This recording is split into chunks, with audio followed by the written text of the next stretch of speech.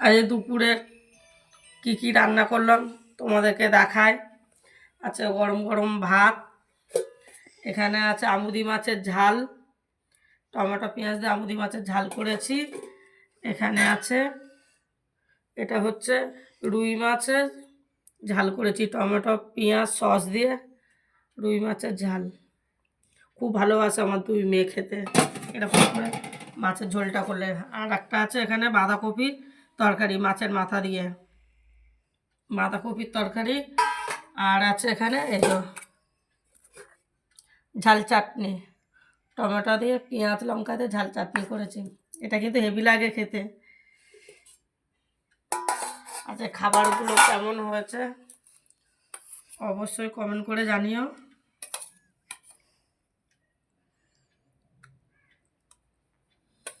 চলে আসো বাবা, আমার